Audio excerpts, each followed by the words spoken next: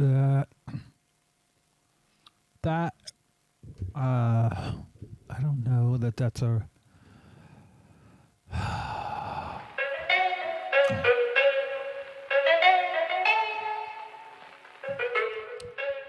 I don't know that that's a good song.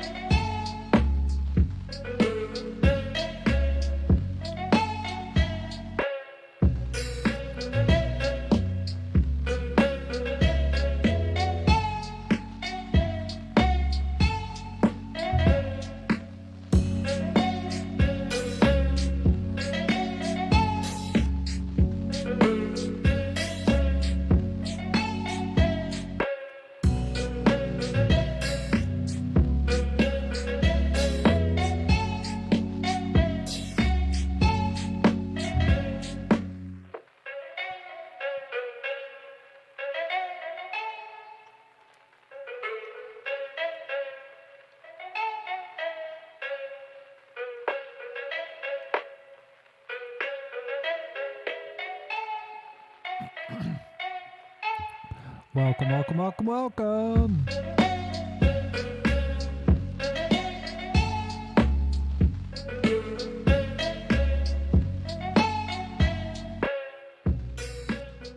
I can't really. Are you guys able to hear me okay?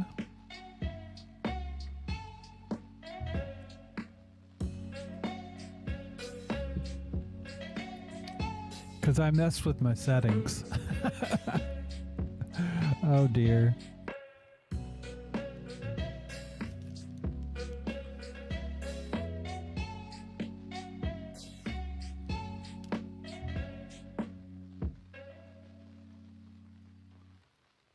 All right, so let's get the show on the road.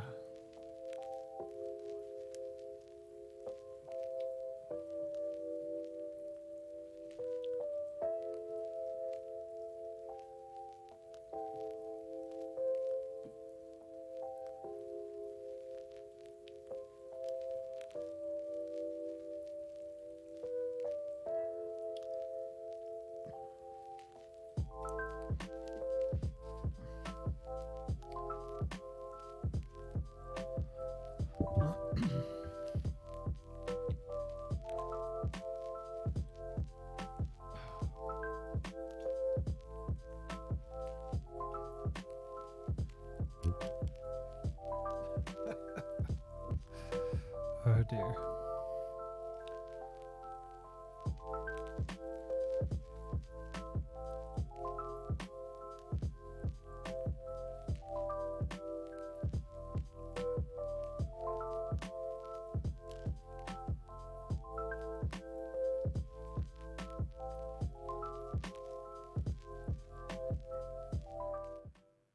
Welcome to the Tea Party with Marty Abernathy, a show starring a binary trans woman born in the body of a non-binary atheist, trade unionist, equality advocate, and an Oako syndicalist that self-identifies as an unhinged fear pimp, outraged brigade commander, Breeze Peach police officer, SJW, and a bad faith agent of chaos. Oh dear. Oh me. Oh, my. Welcome to the tea party, everyone. I've got my tea. Let's bring the music back up. Did I just... No, I didn't. I was going to say, did I just spill this on me? I need to invest in some different colored clothing because I just look like a head and arms. But welcome to the tea party, everybody. teapartypodcast.com. If you want to help out the show, join all my links and Patreon and it. By the way, check this out. Bam! I'm not freezing. Oh. I am showing you something that I don't. My fan control. Oh, I don't want to do that. And now it wants to die. Gotta love it. So, welcome to the Tea Party, everybody. For some reason, I can't hear myself really well. Oh, there we go. That is the most bizarre thing. I want to go back. All right, so basically, and I can do this with my feet now. Or can I? I thought I could. Anyways. Welcome to the Tea Party, everybody. I got my new camera, so hopefully we won't have all this malfeasance. I'm just trying to get everything.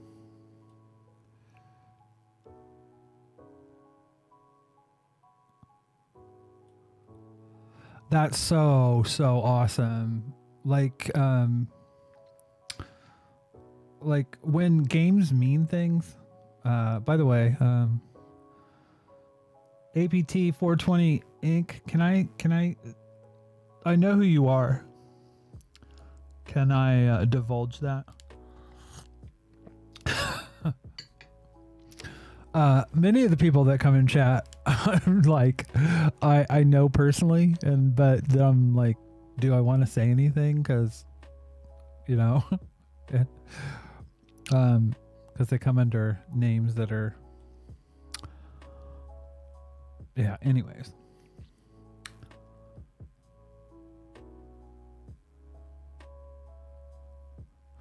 I got things set up, I think, decently. But it's just kind of odd because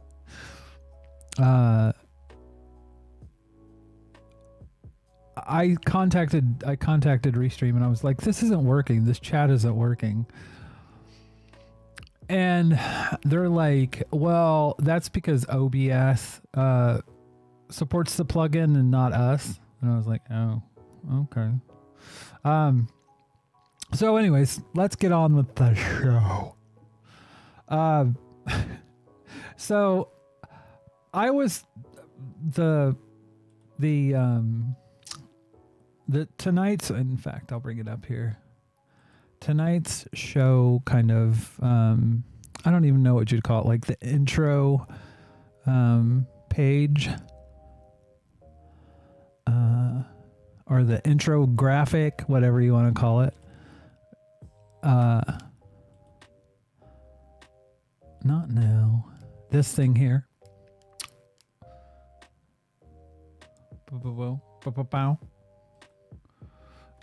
This thing. My pedal's not working. That's all right. This thing here.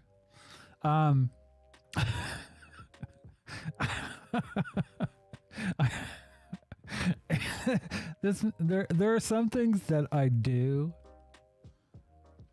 to kind of amuse myself, and this was kind of one of them.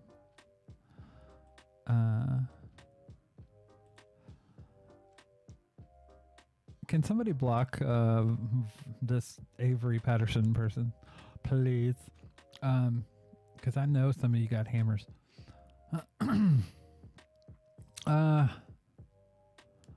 I had fun making this because basically it's Putin behind the Kekistan flag, but it is true.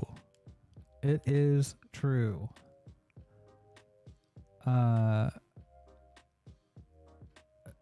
Basically, the IDW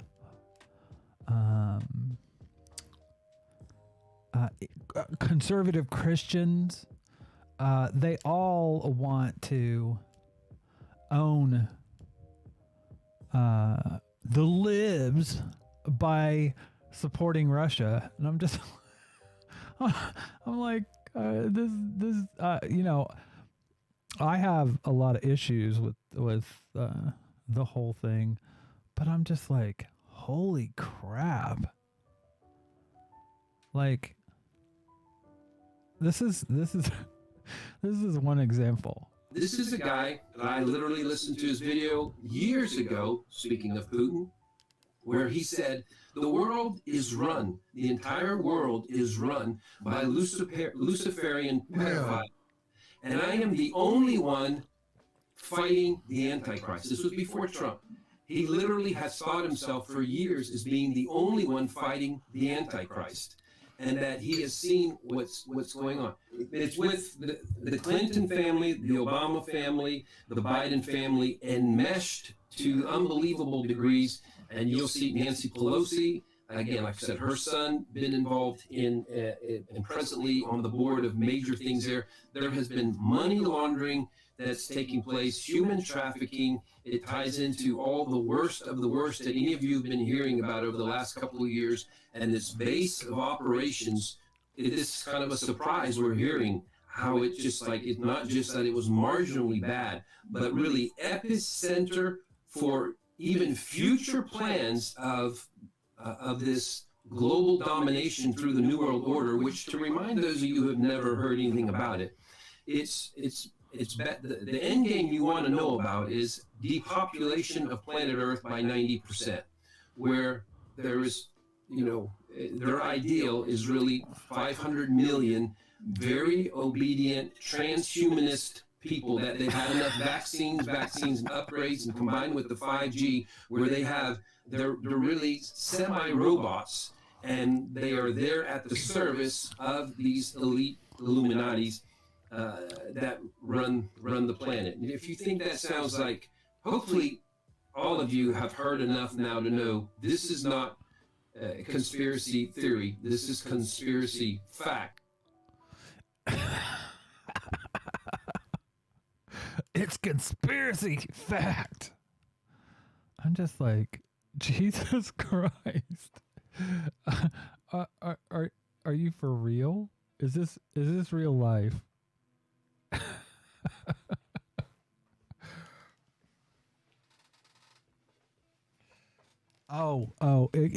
It gets some random geek. It gets much worse.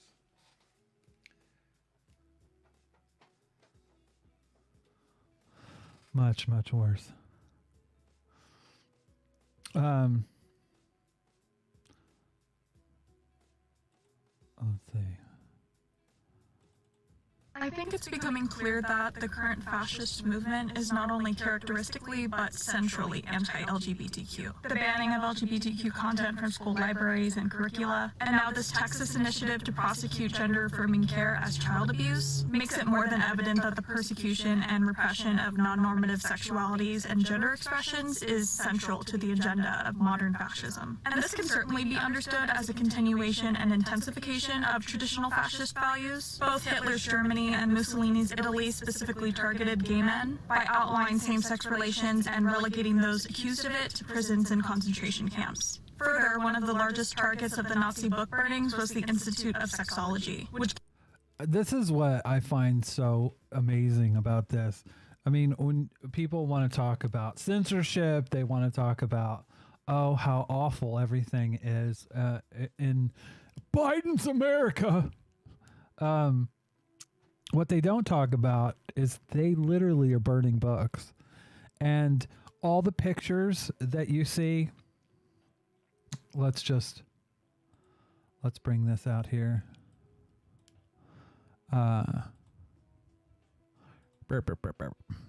So let's just do a Google search live on the internet.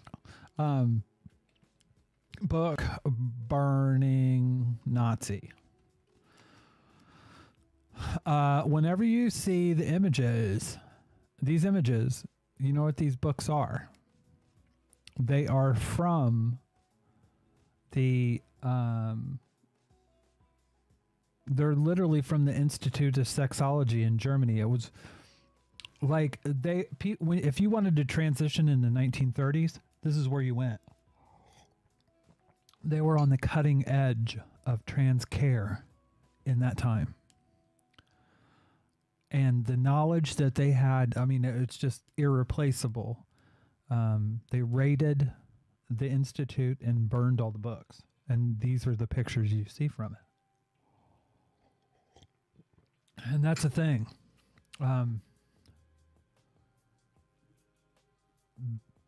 It literally is what they did. Contained some of the most comprehensive research on LGBTQ identity at the time. The justification for all this violence rested upon the fascist ideal of the white, heterosexual nuclear family, which these nations relied upon to instill fascist values into the next generation. And we can also see a reflection of that today, the valuing of the family as a site of social control. Abbott's push for CPS investigation into families of trans kids essentially sends the message that parents should be ensuring that their kids aren't trans, or else they'll face legal consequences. All of this means that modern-day anti-fascist politics should be uncompromisingly and fervently pro-LGBTQ. The links between homophobia, transphobia, and fascism need to be recognized, or else we'd be severely misunderstanding what we're up against. Here's some further reading on the links between anti-LGBTQ sentiment and fascism, including information on the specific examples that I gave about Nazi Germany and Mussolini's Italy. The thing is, I mean, like,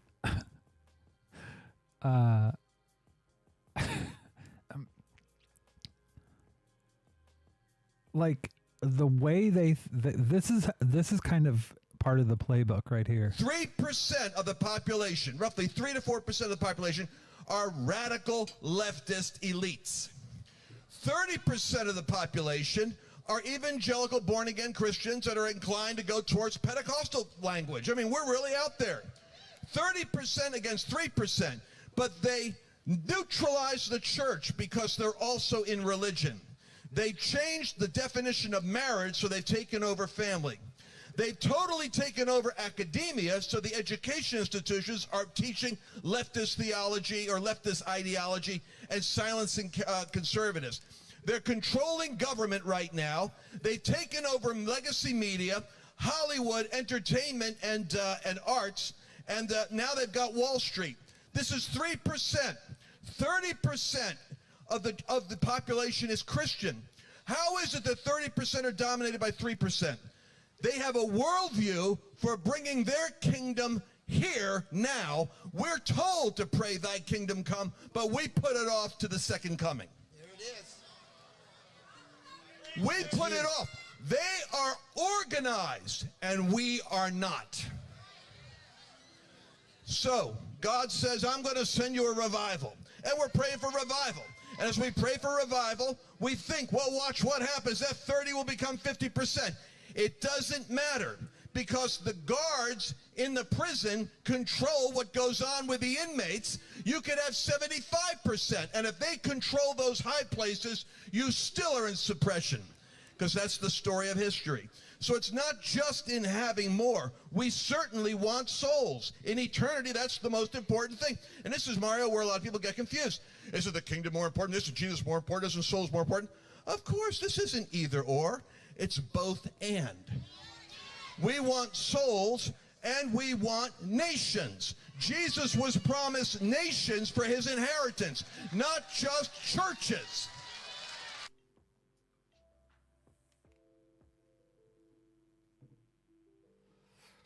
All right. So that is where their head's at.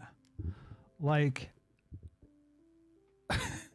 this is part of their plan. I mean, they want to institute Christian theology.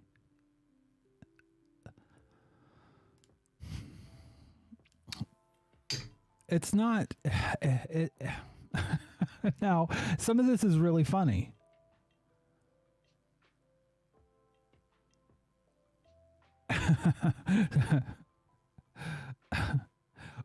Radical leftist elite.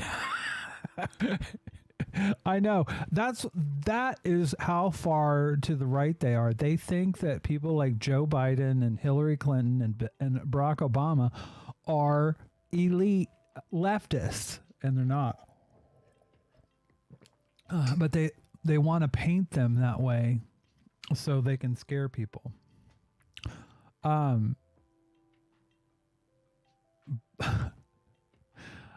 Did I play this one already? This is a guy that Yeah, I literally I did. listened to his video years.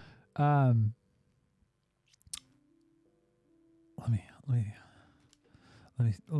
me find some more because here's good old Pat Robertson. I think you can say, well, Putin's out of his mind. Yes, maybe so. But at the same time, he's being compelled by God. He went into the Ukraine, but that wasn't his goal. His goal was to move against Israel ultimately. And God is getting ready to do something amazing, and that will be fulfilled. And what Putin is doing by moving as he is to set up Ukraine as a staging ground for one of the armies, and then across is Erdogan, Turkey, and you've got between them that little Dardanelles area, and it's going to happen. So I just say that is what's coming up. Is Putin crazy? Is he mad? Well, perhaps. But God says, I'm going to put hooks in your jaws, and I'm going to draw you into this battle, whether you like it or not. And he's being compelled, after the move into the Ukraine, he's being compelled to move again to get a land bridge and then across the Dardanelles with Turkey, and watch what's going to happen next. You read your Bible because it's coming to pass. Now, a lot of this stuff is really funny. As my friend APT420 Inc. says in the chat, it is really funny. And you sit there and think, wow, these people are kooky, but they have a lot of people behind them, a lot of elderly people. Not huge, but they do vote. And it's a sizable number. The moral majority, folks.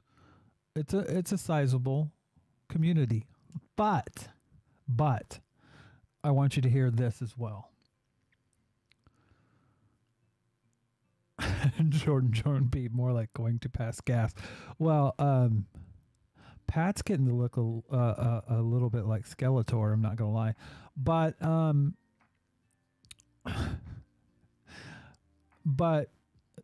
if you listen, Christians will say out loud what they mean. What we're seeing is 100% fabricated. Okay? Now, obviously, if Pelosi and all these people are for Ukraine, duh, you go opposite. That's just common sense. Common sense. Okay. Like, literally, they're just saying we go opposite, right? Now, still, this is in the realm of funny. And you're thinking, God, these people are dumb. But there is another part of the conservative wing, which is the white supremacists, that normally would be put on the outside. But the reality of this situation is they're mainstreaming white supremacist talking points, white supremacist thought, and it's not a big secret. I mean, there was a fight between Nick Fuentes and who is the host of a show called America First. And I took a bit from Dusty Smith and, called him the Booger King because he actually, there's a reason for it. I mean, this is him.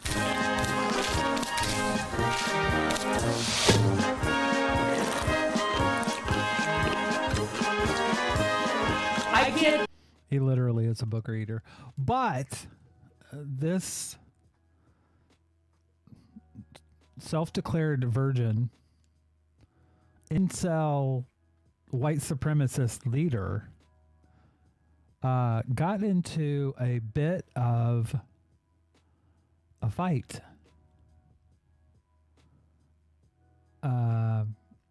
with our friend Stu Peters from the Stu Peters Show. And it's a bit of a crossover because these are older Christians. But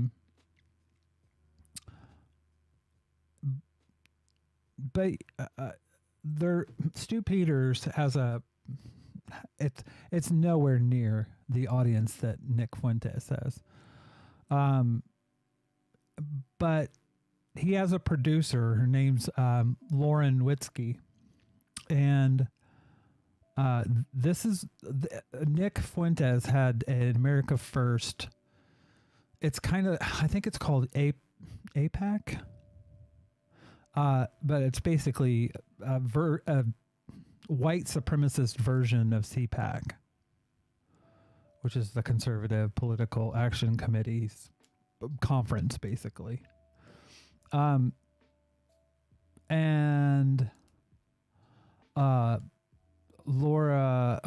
got into a bit of a feud with Nick Fuentes, and this is what she had to do.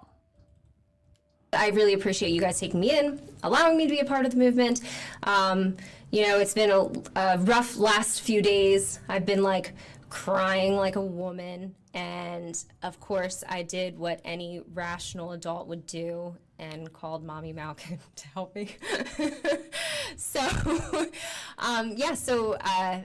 Like I said again, this is a groveling session. I have to pay my penance where penance is due, apologies where they are well deserved, and that is why I am doing the stream. I am not above apologizing when I am wrong or when I have disrespected somebody or left somebody feeling that they're disrespected.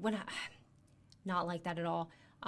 In fact, I respect our great and merciful leader, who has forgiven me, by the way, and says we're all good. And like, this is what was going on the Stu Peters show. And it's very sad that all it took for them. So this is after Marjorie Taylor Greene actually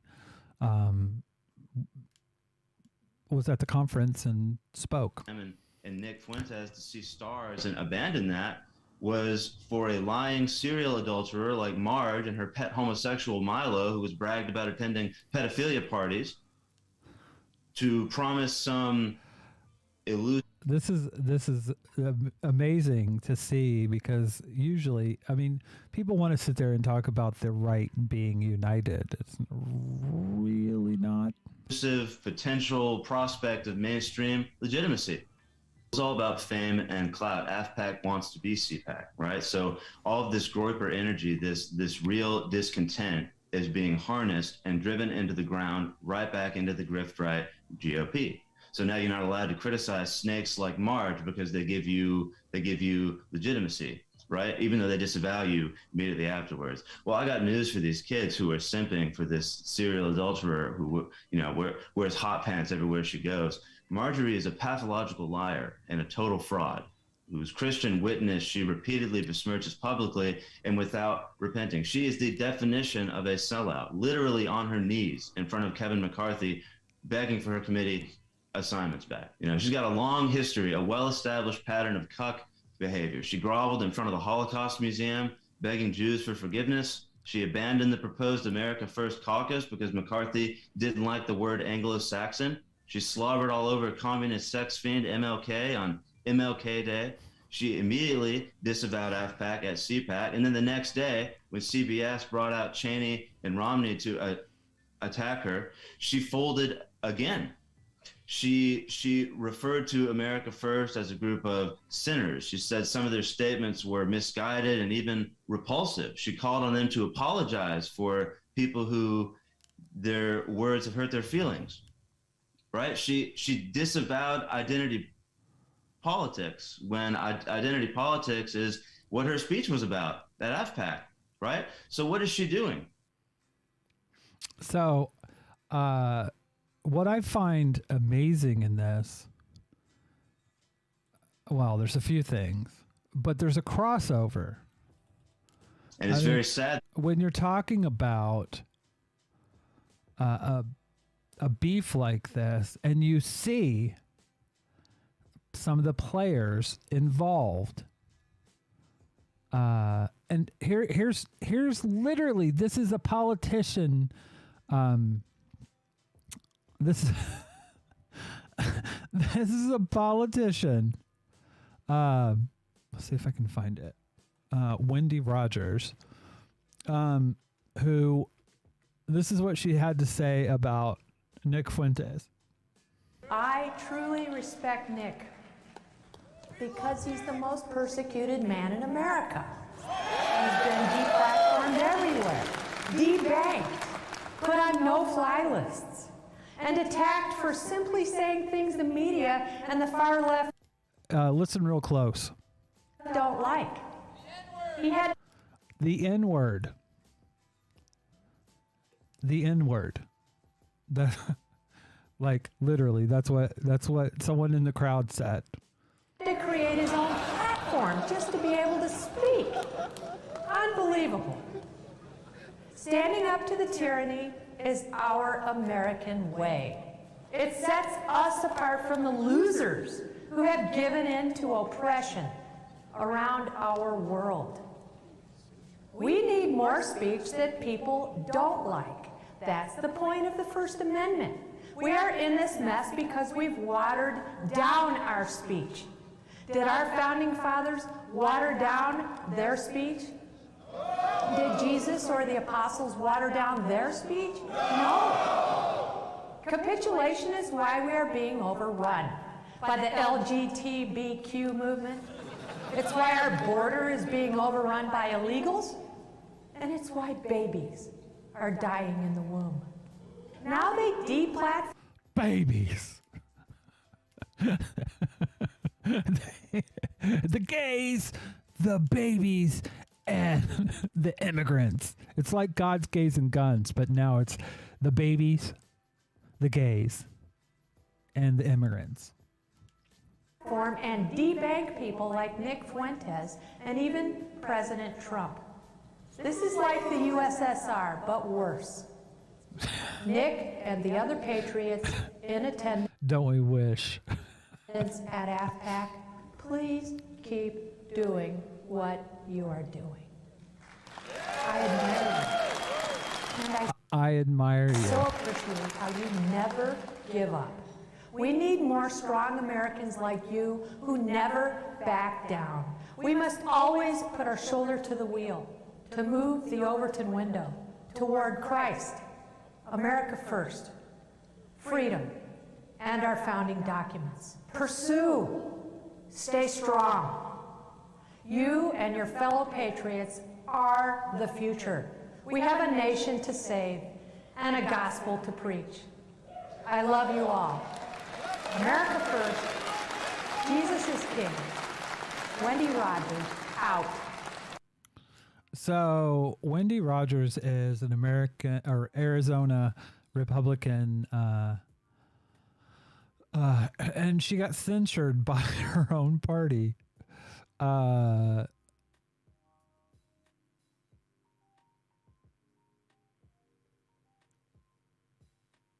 my God.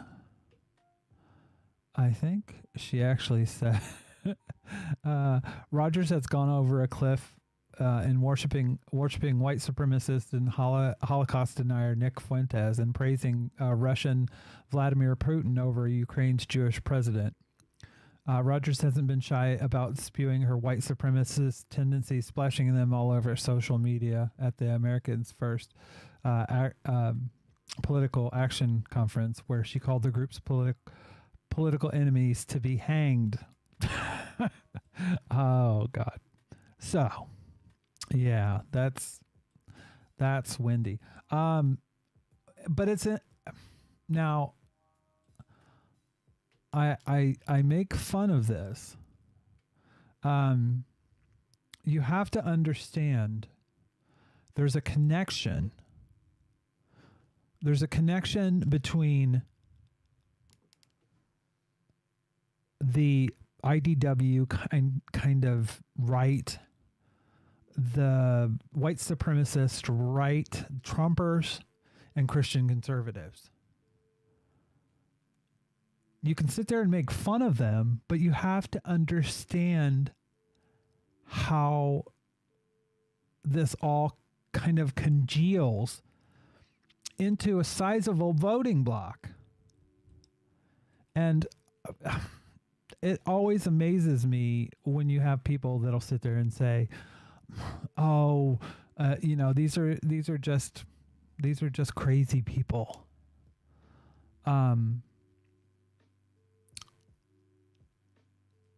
You right now, you literally have people. The intellectual dark web is raging against the Biden administration. The intellectual dark web is raging against the Biden administration by siding with Putin in the Ukraine-Russia war. They've shown time and time again that they aren't intellectually honest. Remember when they said Blue Lives Matter until January 6th? They're big flag wavers until liberals are in the White House, and then they're supporting Russian imperialism. Here they've shown their hand. The point of all this is to get their white supremacist conservative agenda into the mainstream. I talked about this before. And I will at the end of the show tonight, I will put this in the show notes. But this is from A.R. Maxon's Bubbles, Both Sides. And I won't read the whole thing, but I do want to read part of it. Somewhere an idea took hold that one of the keys of being an open-minded person was engagement with every idea, giving each notion equal consideration. At some point, we decided it was of primary importance to remember that every issue had two sides. At some point, we decided the recipe for fostering a civil society was this: to take both sides and present them as equally valuable and equally worthy for all to decide which should rise and which should fall. We teach the controversy and let conclusions fall where they will. A marketplace of ideas, we call it. An underlying assumption to the metaphor being, I think, that a market never fails to select quality. Certainly, supposing we live in a society that believes profit is a foundational good, it would make a lot of sense we'd hold such an idea. And a marketplace for ideas might actually work, I think, provided all ideas were presented in good faith. Each debater interested in letting the best ideas rise, providing the customers are knowledgeable and unwilling to buy junk simply because it is convenient or comfortable or has a familiar brand or just tastes right. But that rarely happens. And now this is where I agree with Mr. Maxon. But he says, markets are good when prioritized correctly. Hear me, they are good. They provide significant value to people and mark up part and an important foundation to most free societies. But they aren't the most important thing. Justice is. And without proper metrics and safeguards, a market is always ready for fleecing by those ruthless enough to fix it to their advantage or to use it to perform atrocity. Remember, there was a time in this country not so very long ago where you could buy a slave in a marketplace. Remember, we have captured by a spirit that has convinced us terrible foundational lies. Our society believes that profit is the highest moral value. It believes that people must earn life. It believes we don't belong to each other. These assumptions inform all aspects of our daily life, including our markets. And with the marketplace of ideas, it is going to become necessary, if we're serious about justice, to discern a person's intentions before determining whether or not it is appropriate to engage with them in the marketplace of ideas, even before determining if the marketplace itself is appropriate. Some people's ideas are genocide and slavery. They don't want to win a debate. They want to be listed in the exchange. They don't have ideas as such. They have intentions. The idea is a seat at the table. They have an instrumental view of debate, not a philosophical one. You can tell this because they will I can't even talk. You can tell this because they will effortlessly change from one statement to a contradictory one if it is useful in the moment to take a contradictory position in order to further that intention. Lies are no longer lies. Facts are no longer facts. Lies and facts are just tools towards a desired intention. You might even start to hear about alternative facts. You might even start to hear that there are no facts anymore. Well, great. So if they're all liars, we should be able to beat them easily, right? We are afraid. Why are we afraid to engage their ideas if our ideas are better? That seems like a reasonably perfect question. The problem is it's entirely the wrong question. It's a category error. Because while you are debating, your opponent is merely using the debate. The fact that you're engaging means he's already succeeded. Once you are willing to debate whether one group of people or another should be abused, then abusing and expelling people from society is something that is up for debate. It's on the table. It's listed on the exchange. If we are debating whether there ought to be laws preventing trans people from bathrooms, then we're already debating the wrong thing. And as a result, we have lost. If we are debating whether there should be a Muslim ban or whether or not healthcare should be kept from the poor or whether gay people should be banned from marriage or black people killed by cops or if a woman should be paid the same or not, or if Native Americans and descendants of slaves deserve reparations for systematic and ongoing theft, or if hungry people should have food, or thirsty people should have water, or if disabled people should have access to buildings, then we have lost. Those things don't go on the table because once they are on the table, they have entered into the realm of things we must consider. They enter the realm of the possible. Now, I've read this a couple times on the show before, but I want to make this point. Not just because of these videos, but of the video that I'm going to show you here in a moment. Nick Fuentes points out exactly what his goals are, and here's one of them.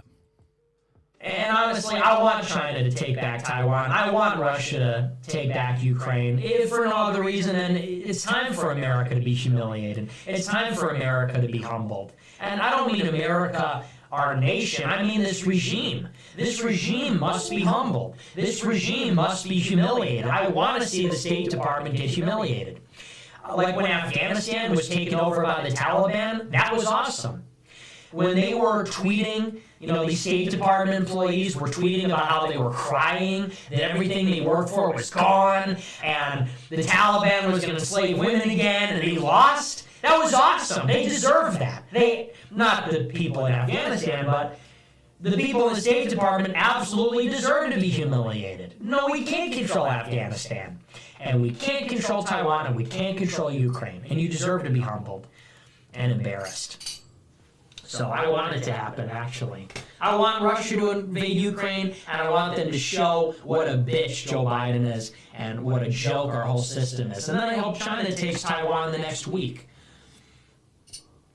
And that'll show what a paper tiger America really is. And you know what? The more that you've got these foreign diplomatic crises, the more it weakens the regime. It's all connected. You know, people say, oh, well, I'm a dissident, and I hate the Biden administration, and I think what they're doing to the 1/6 people, they're political prisoners, but I support a patriotic foreign policy, and I think America should be strong abroad. It's like it doesn't work that way. The same American government that thinks they control the world is the same government that's censoring you on Twitter. And yes, they are censoring you on Twitter. The press secretary is giving a list of names to the people that run big tech to ban them. So yeah, they're the same people. And it's the same people that are putting the 1/6 prisoners in jail. And it's the same people that are persecuting us in every other way, shape, and form. It's the same people. And guess what? If their resources are tied up with a diplomatic crisis in Ukraine and Taiwan, they have less resources to persecute us. And if they're weakened abroad, they're weakened at home. It's all connected. So, some random geek in the chat says, I have seen a liberal said, while millions of Ukrainians might die, if Dems win the midterms and Biden wins re-election, this war is a good thing. That liberal got ratioed.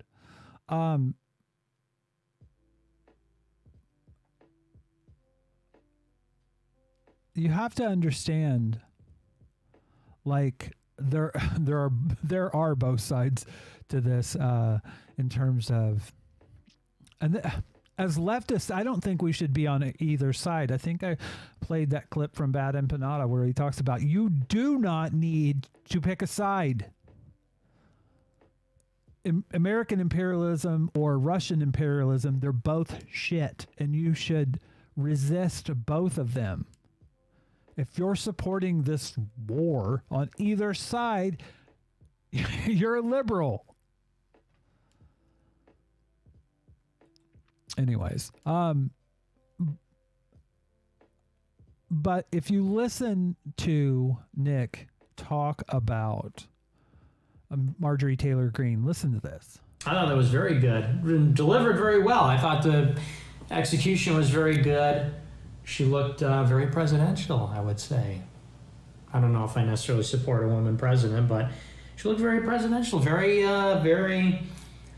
statesman-like, stateswoman-like. That was good. Immigration moratorium, someone pointed out. Secure the border, deport all the illegals. Very good. Pro-life.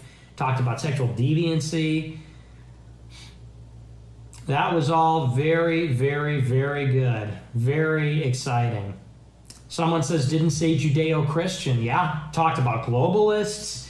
So much good stuff there. A lot of good stuff in there. A lot of good stuff in there. That was impressive. So well done, well done. Can we get an 07 in chat for Representative Marjorie Taylor Greene? That was excellent. That was 10 out of 10. Truly impressive. We all need to be doing what she's doing. We want to have 250 Marjorie Taylor Greenes in Congress. We want to have, 30 Marjorie Taylor Greenes in the Senate. We want to have a Marjorie Taylor Greene in the White House. Somebody like that. We want them all over. We want them to be running things. And that is the plan. It may seem kooky, but I mean, this is who Nick Fuentes is. Free speech, no censorship. We are anti-gay, anti-woman, anti-black, anti-Semitic. God. That's basically the thing, holy because shit. everything else is every other way. I'm just going to tell you this straight up. The Heritage Foundation interns and Claremont people, a lot of these people won't admit it, but this show will. This is what distinguishes this show. It is about white people here. And it just so happens that white people, like I said at AFPAC last year, they founded America. They built America. America would not exist without them. And the same goes for Canada, and the same goes for Europe. So you can take all this stuff about Western culture and assimilation and the transmissibility of Anglo values, and you can shove it up your ass, okay? Because that's all fine and well. It's great ideas. You know, Western civilization came up with great ideas and they built great things. But you know what? White people came up with those ideas and white people built those things. And now it's white people that are being attacked and humiliated and made second-class citizens and replaced in their own countries. And it's not right. And it's especially not right for that reason. It wouldn't be right if it was happening to anybody, but it's especially not right because it's happening to us. The scary thing is, I mean, he's saying it out loud, but I mean, he literally lets you know what their plan is.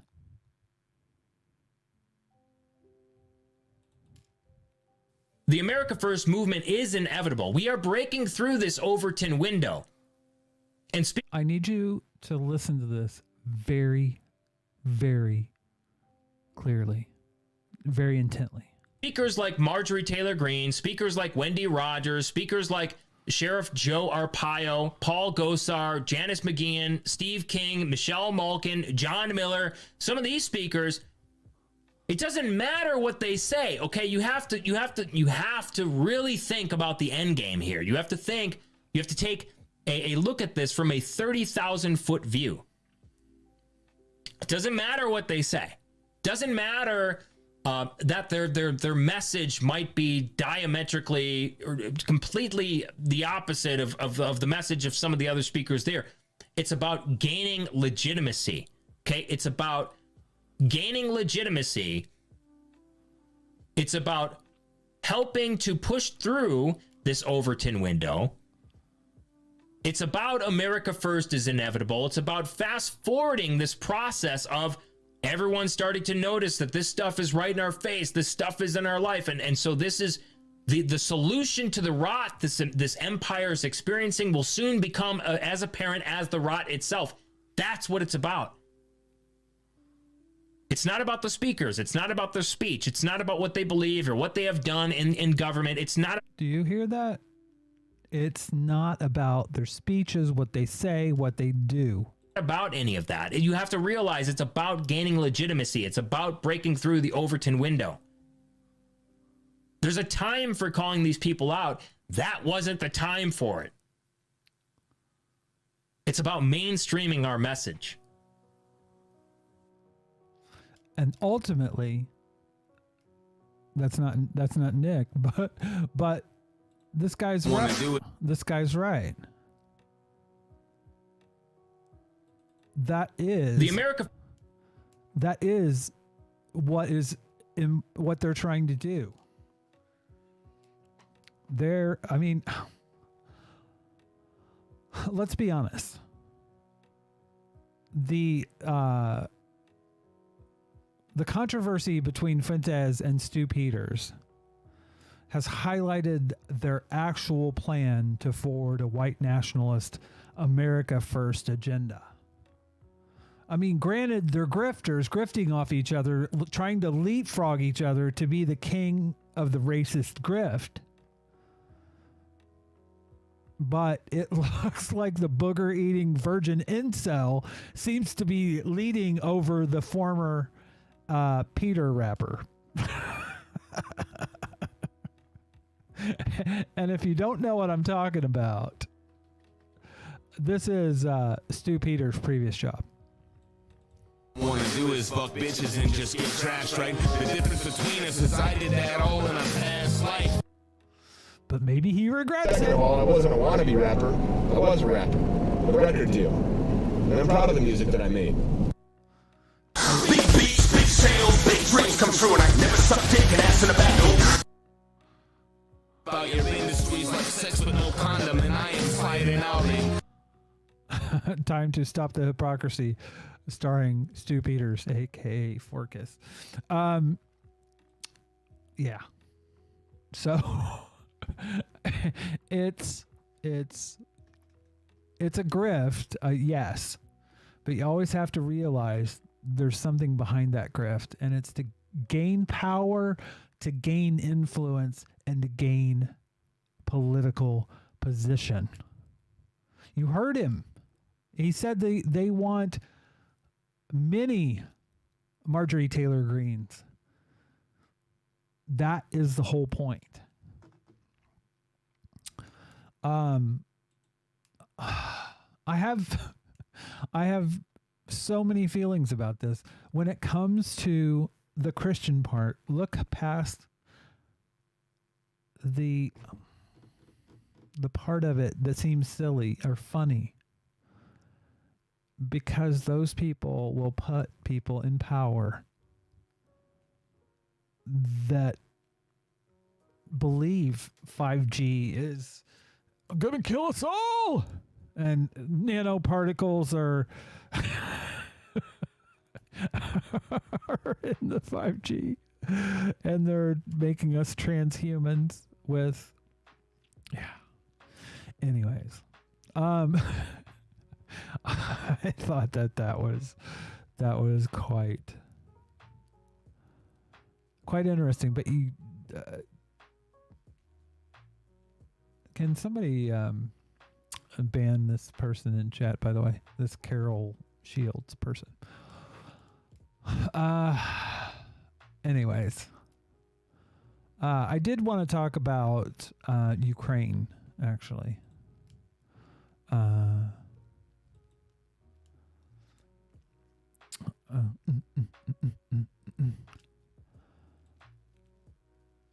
want to put this back up. I did want to talk about Ukraine. I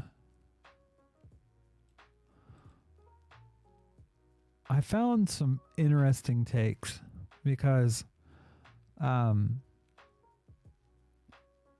there's a racism problem, definitely, and how the United States treats Ukraine versus how they treat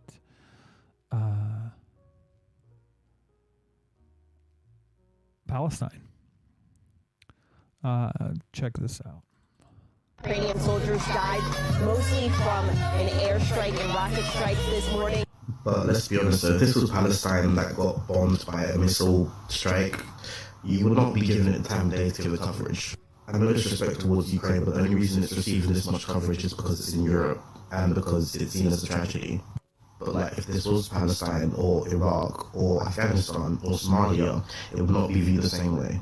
Mostly because the West hates Muslims, but also because anywhere that is not within like the global north, first world country, whatever you want to call it, they don't care. They see them as others, as people that are dispensable. Treating the Arab population as a whole, the Palestinian population as a whole, as an inferior race. I mean, it doesn't get stronger than this. And yet you want to be careful about your language. You're happy to correctly use the most strong and robust language to describe the crimes against humanity of Vladimir Putin, but you will not use the same strength of language when it comes to describing Israel's treatment of the Palestinians, when it is now being documented and detailed by two of the most respected human rights organisations in the world, and indeed has been alleged by dozens and dozens of non-governmental organisations, and to be honest, anybody who looks honestly at the decades of brutal, inhumane persecution of the Palestinians, successive assaults on Gaza, the annexation of their land and territory, the systematic application of apartheid rules, you don't want to even use the word apartheid. Never mind sanctions. 5 days sanctions against Putin and his thugs, 70 years of oppression by the Palestinians, and it wouldn't be, what was the word you used? It wouldn't be helpful to impose sanctions. Amnesty International are calling for Israel to be referred to the International Criminal Court for crimes against humanity. Will you support it? They are calling for targeted sanctions against Israeli officials who are perpetuating the system of apartheid, Just exactly the same types of sanctions you've just initiated against Vladimir Putin. Will you support it? And I think the answer is clearly you're not going to. And then we ask the question, why? Why? With such strength of feeling, Fine Gael and Fianna Fáil and Green TD stood up one after the other, saying it was intolerable. The thuggery and the warmongering and the brutality of Putin, you wouldn't stand for it, urgent action had to be taken. But we've got to be much more careful with the Palestinians. And that's totally on point. And it's not just showing the Ukrainian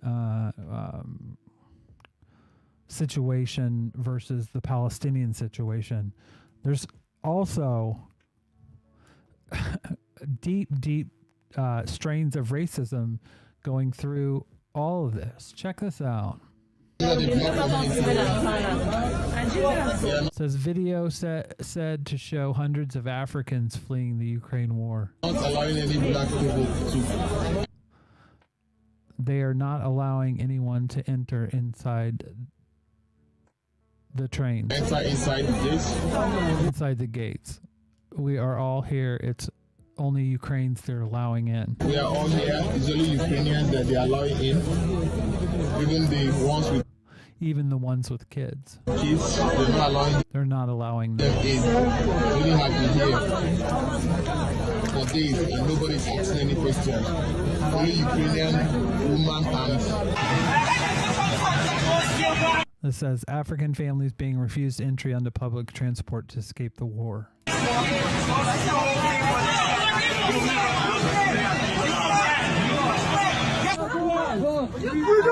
Police and army refusing to let African families cross the Ukraine-Poland borders.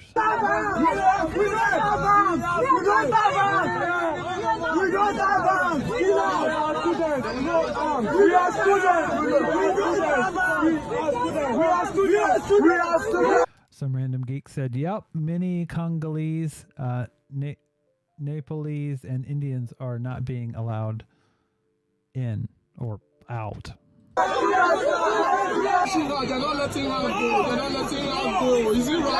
Ukraine police pushing a black young girl off a train. Now, here's the thing, Jonathan. Most of this isn't letting them in to Poland, but it's letting them out of Ukraine.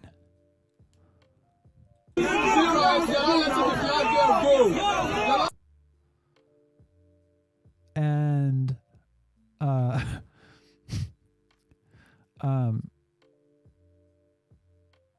here some random geek said, while the white folks fleeing get food, black and brown ones are tossed scraps. Well, the biggest one, check this out. They treat black and brown refugees like crap, but they can set aside nearly $20 million to support future Ukrainian refugees who aren't even in the country yet. Black people, pay attention. Hispanic people, pay attention. People from the freaking Middle East, pay attention. People from freaking Asia, pay attention.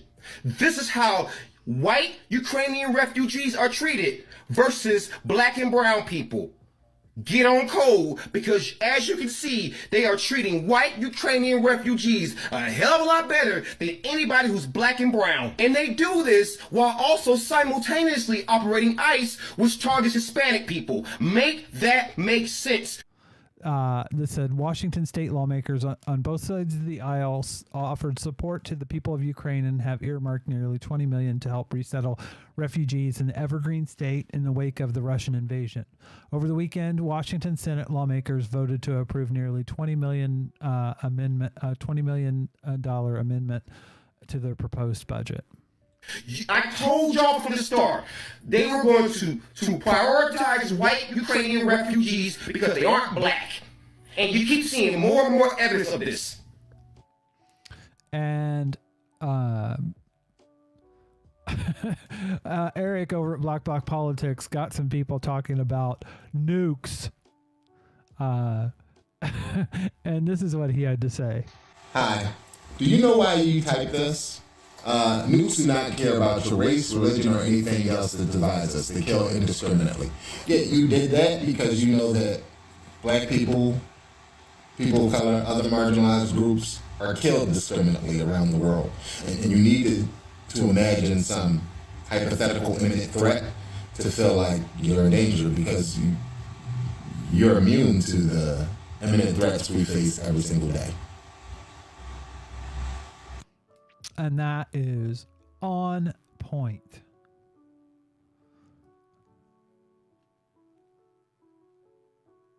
Some random geek said Washington State and the Pacific North were funded by the KKK and white supremacists. And even the media, it's not just Washington State though. I mean, even the media gets in on this. The Daily Show had a great video on this, and I'm going to play it now. A lot of people on TV didn't expect a war like this to happen in, let's say, certain neighborhoods. This is not a developing third world nation. This is Europe. These are prosperous middle-class people. These are not people trying to get away from areas in North Africa.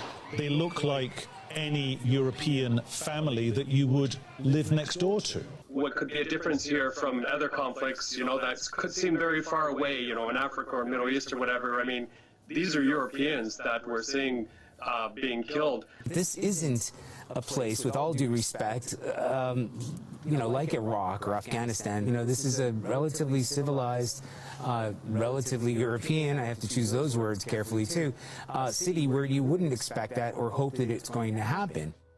Wow. That was you choosing your words carefully? That was the careful version? So what were you going to say if you weren't choosing your words carefully? I just hope the next time this happens, it happens back in the Middle East where it belongs. Here's the thing, people. Here's the thing. Beyond the racism, right? Like, let's forget the racism. Oh, how I wish we could forget about the racism. You do realize that until very recently, fighting crazy wars was Europe's thing. That was Europe's entire thing. That's all of European history. They even had something called the 100 Years' War. You understand how long that is? That's like a decade. They got a Nobel Prize because they stopped fighting. Imagine that. Now people are going to be like, oh, to see this in Europe, to see this. Like, I'll tell you now, I don't know about you, but I was shocked to see how many reporters around the world, by the way, seem to think that it's more of a tragedy when white people have to flee their countries. Because I guess what, the darkies were built for it? I mean, you see how they run in the Olympics, Peter. Clearly God has given them this talent for a reason. I totally agree. I mean, even if this wasn't a war, these people would probably be fleeing their homes for fun. It's just who they are. Back to you guys in the studio. I mean, he's mocking, but totally on point here. Like... It's gross how obvious and how upfront this all ties together. I mean, you have this manufacturing of consent, and part of it is raising up white supremacy, is elevating white supremacy in a way that I know has been done before, but this is in your face. And I mean, there were people that sat there, and some random geek said, the War of the Roses, the Crusades. Yeah. Well, we're going to get to that in a minute. The irony of what the Biden administration does and says. I mean, they'll say it's fake news. This is not fake news. Meet Azov. Now, they might look like just another regiment in the Ukrainian military, but there's a darker side. For starters, the FBI has accused them of training and radicalizing white supremacy groups in the U.S. And because of their extreme ideology, Congress has banned them from acquiring U.S. weapons. So who is Azov, and what is it about them that mesmerizes white nationalists in the U.S. and around the world? Y'all see that symbol? Y'all see that symbol? It is a restructured of the Nazi swastika. They are fucking Nazis. Not only that, the National Guard promoted them on their Twitter account. Here's the Ukrainian National Guard promoting them on their fucking Twitter account. And you know what? They're putting pork lard on their bullets because they're shooting at Muslim Chechens. Acknowledging them as what they are, fucking Nazis, is not pro-Putin or pro-Russia. It's just acknowledging them as what they claim themselves to be. This is a senseless war that Russia is causing. However, I do not want the U.S. to try to manufacture us to give consent to start arming Nazis. Okay? Exactly. Don't pick a side. You don't have to fucking pick a side. You don't have to fund Nazis to fight Putin. I mean, and you'll see people say, "Well, that's just propaganda." That was in 2019. That wasn't during this manufacturing of consent for this war. It's absurd. And plus, they won't believe black people.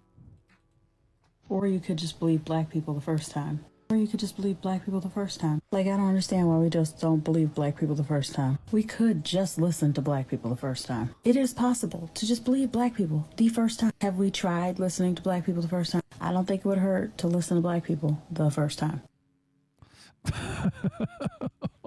It's like...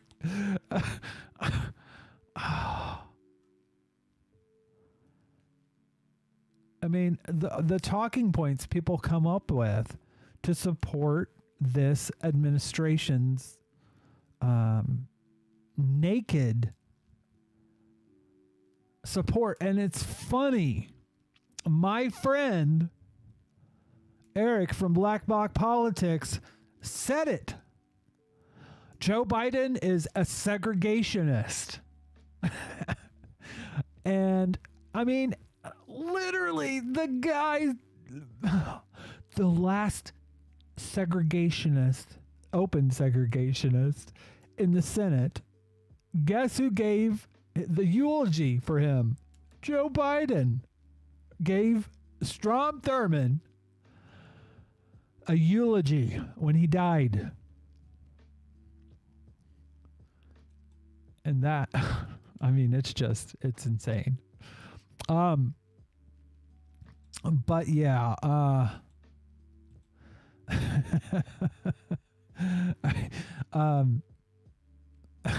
mean, you do have the Christians. This is the media is complicit in this war, and everyone that's propping up Ukraine, we're sending over all these weapons. These people are the ones that's going to have the blood on their hands of these Ukrainians who really, can't fight Russia.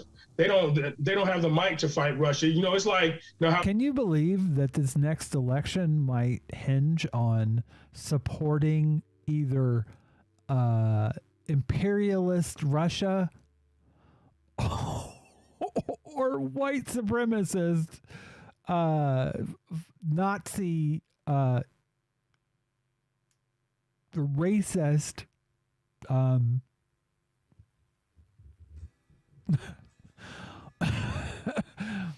well, supporting white supremacy. I'll just say it at that. Like, literally, you don't have to support either. And that's the thing. I mean, I said this on the show not too long ago, but literally I had somebody say, well, I was against Nigerians when they were wanting to put gay people in jail. And I'm like, how did your support, how did that manifest in changing one goddamn thing? It made you feel good about yourself. But that's it. It didn't actually do anything. These people are going to get elected basically supporting imperialist Russia. We used to do when we were kids, you push the smaller kid up and try to, boast him up to go fight the big guy, and then he end up getting the crap beat out of him. It's the same thing we're doing with Ukraine right now. The more weapons we send them, the more they're going to feel emboldened to fight Russia, and the more that Russia's going to stomp them out. Not only are they not physically capable or armed well enough to fight physically against Russia, but their heart isn't in it because they don't want to fight Russia. These people have been enlisted and told that this is what they're going to do, and it's against their beliefs. They don't want to do this. We can't forget that Russia and Ukraine is a hodgepodge. Ukraine was settled 400 years ago, these arbitrary borders that were set up after the Color Revolution and Vladimir Lenin. A lot of the people that settled in this uninhabited area of Ukraine just want to be Russia. They want to be Russians. They don't want to be Ukraine, and they like Russia. Why does a vast majority of the people in Russia adore Vladimir Putin? Is he really this evil person that we make him out to be? He's been the boogeyman for the DNC. Look, Russia hacked us. No, the DNC hacked us. I mean, they literally are going to, and then Democrats are going to support the Ukraine being a puppet of the United States. I mean, how many times do we have to go through this? Vietnam, Korea. It was all to fight communism, fight the Russians, fight the Chinese. With an ideology they knew they had to fight. They couldn't just, and that's what kills me. You'll have conservatives that'll say, communism failed. Well, why did you go to war against it if it was some just pathetic ideology that would have died on its own? Why didn't you just let it die on its own?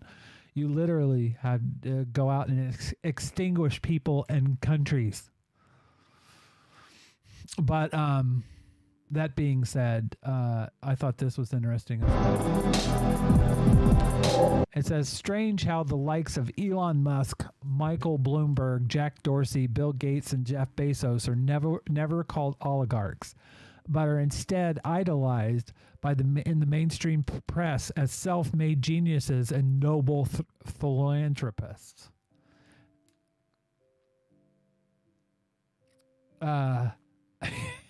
Look at this. Look at this.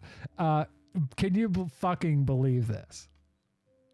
I say to the Russian oligarchs and the corrupt leaders who built billions of dollars off this violent regime, no more. The United States Department of Justice is assembling a dedicated task force to go after the crimes of the Russian oligarchs. We're joining with European allies to find and seize their yachts, their luxury apartments, their private jets. We're coming for your ill-begotten gains. Do you believe this? I mean, literally. I say to the Russian... what about the United States oligarchs? What about them? Do we not do anything about them? It's asinine.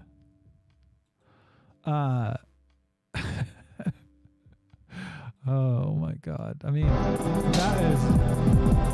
that is just so on point. Gotta love the Western media. All these people literally control the government. And I mean, you literally have governments fighting over where Jeff Bezos is going to put his next Amazon store and Amazon warehouse.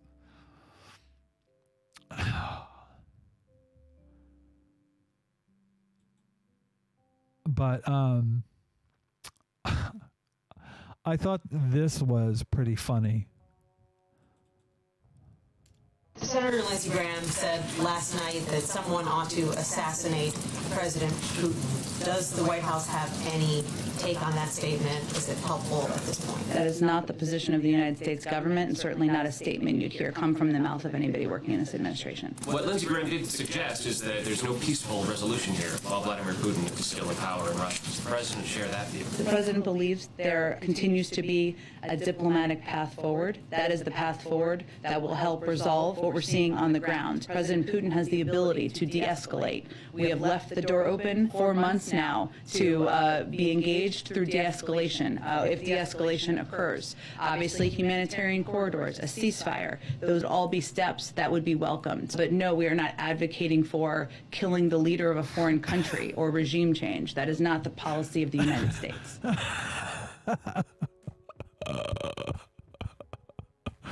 Nah, not the policy at all. Oh, can you believe it? Like, apparently, yeah, that's not the policy yesterday, 5 minutes ago. Oh, it's only true if you don't know fucking history. That's not the policy. Tell Fidel Castro that. Oh, or the president, the president of South Vietnam, or the prime minister. I mean, there's just Muammar Gaddafi, Saddam Hussein. I mean,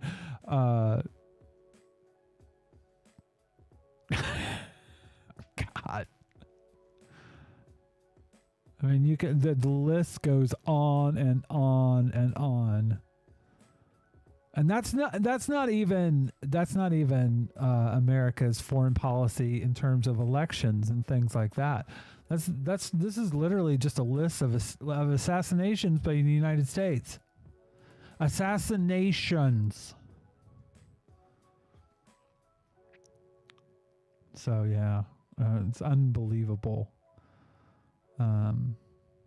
It's unbelievable that you can do that. You can. I mean, it just.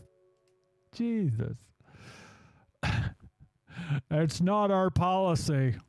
Just don't go to Wikipedia. Oh, Lord have mercy. But yeah. And this is tangentially something that I wanted to talk about as well. Because this person pointed out talking about energy dependence. If he moves into NATO countries. Well, if he did move into NATO countries, he will be involved. We will be. Sanctions are not going to be enough. I think it's around a third of Europe that actually relies on Russia for natural gas, oil, and I want to say coal. And there aren't sanctions that are targeting these things because they know it will make other Europeans suffer. But the problem is, no matter what, they will always have to rely on Russian natural gas, oil, coal, fossil fuels in general, because they don't have their own energy systems. And I wonder why. What needs to start happening right now, if you want to prevent Russia from actually causing a third world war, and by the way, NATO as well, do not say that NATO is not at any fault here. If you are actually worried, then you won't be so naive as to impose sanctions on a country that provides power to the rest of Europe. They rely on Russia. You must take the initiative to push back against big corporations, against big oil, big coal, natural gas, bullshit. Get rid of all of that. Do you think that's going to happen? Because those people are the oligarchs. Those people are the leaders in power. The Koch family is a good example of that. Need to start increasing independence and self-reliance by implementing renewable energy sources within a country. If you would start focusing now, today, on funding these systems, I don't know, wind power, solar power, something, instead of relying on natural gas that is, coal, natural gas, oil that is located in, only so many locations that gives one a geopolitical advantage. You won't have to rely on Russia if you start focusing on energy. So I know this isn't... Now, I agree with this guy on this point. One of the biggest things that you can do for your national security is have energy independence. I mean, that's just a fact. Oops. Hit play. Going to happen, but if communists like myself were put in charge of the government, what would happen and what would have already been happening is the implementation of renewable energy sources. Like, for example, in the United States, we don't have to rely on oil, natural gas, or coal. We could be making biodiesel from soybeans. I know because I made biodiesel from cooking oil last week in my chemistry lab. And soybeans can be grown here. Granted, they aren't as efficient as solar panels, as I would advocate for, but we are never going to implement these things and increase our self-reliance because we are under the clutch of corporations. And Ukraine, sadly, the Ukrainian people, I should say, are suffering because of Russian imperialism, seeking fossil fuels so that they can increase the reliance of other European countries on Russia. And it's because you, Biden, it's because of the administration that refuses, and this is in other capitalist countries as well, they refuse to completely get rid of fossil fuels. They should be a thing of the past by now, and we need to start making them a thing of the past. Fund refugees and fund renewable energy that increases self-reliance. Sanctions are only going to hurt working class people. Dig deeper, user thinkers up here. Here's the thing. I agree at heart with this, but what he said isn't true.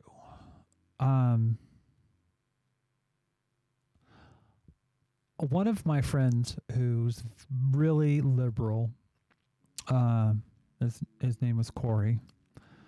He and I were having a conversation. We were talking about wind and solar energy. He has a PhD in forestry and knows a lot about the environment. And he made a good point. He basically said, even with all the solar panels and wind energy, you can't produce enough energy, and there has to be another part of the equation.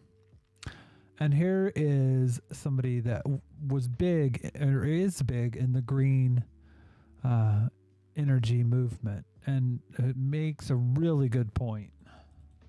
Over time, it gradually struck me that there was really no amount of technological innovation that was going to make the sun shine more regularly or wind blow more reliably. In fact, you could make solar panels cheaper, you could make wind turbines bigger, but sunlight and wind are just really dilute fuels. And in order to produce significant amounts of electricity, you just have to cover a very large landmass with them.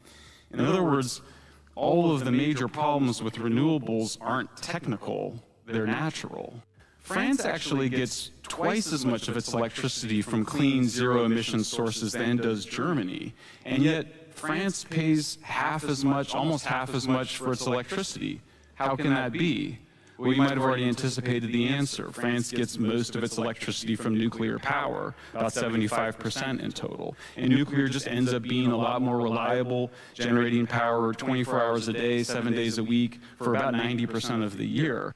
In the past, and I think a lot of others have sort of said, well, in order to deal with climate change, we're just going to need all the different kinds of clean energy that we have.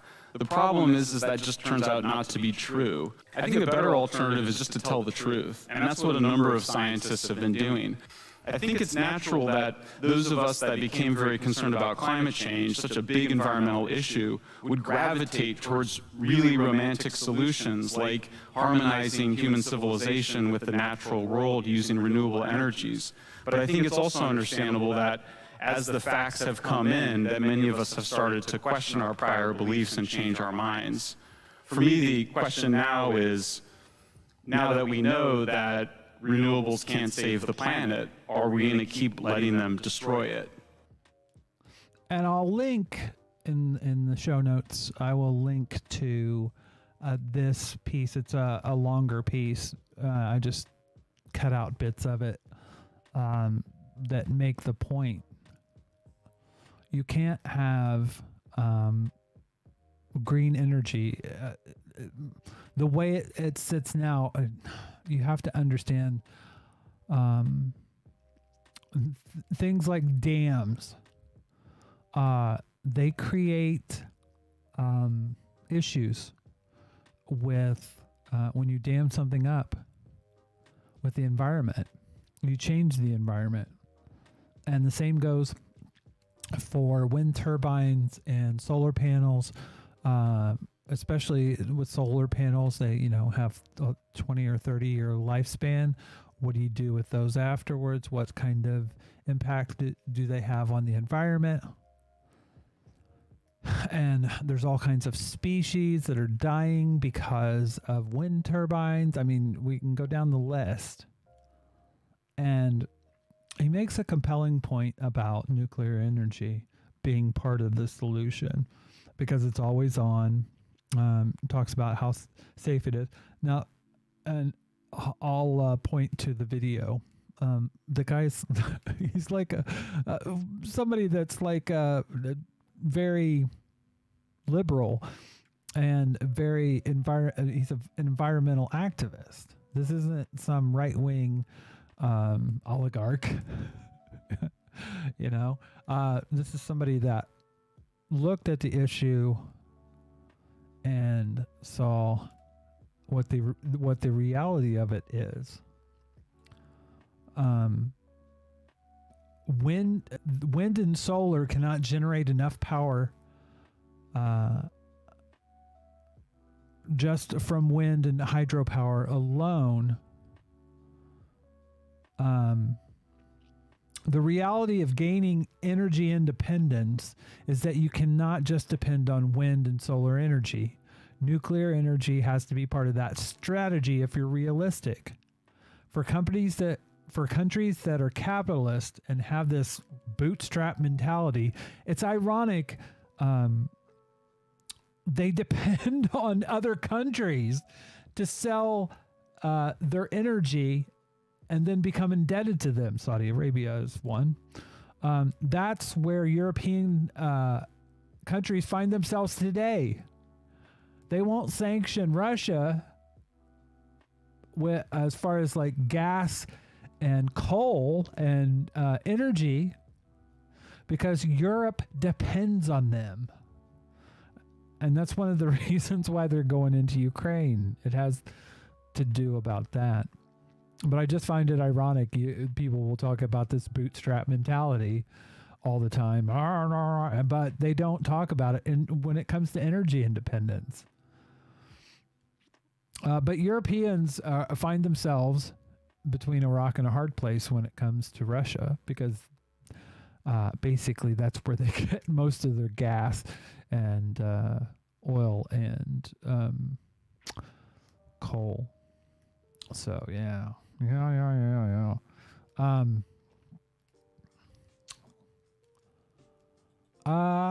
What time is it? We're coming up on 11 here in the UK. The last serious topic that I want to talk about tonight.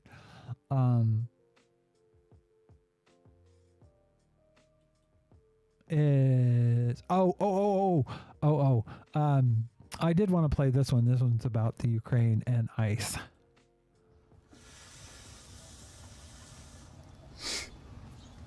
And the best. This commenter said true, but I'm pretty sure that Ukraine isn't a country of 44 million fash. They are, however, victims of an aggression by a fascist dictator. The way we could help is by abolishing ICE, dismantling all the concentration camps where we're holding refugees, and open our borders for those in need. U.S. military and economic intervention has only led to more pain, suffering, and genocide. And that puts a cap on it. Those are things that Americans can do. So, yeah. So, yeah.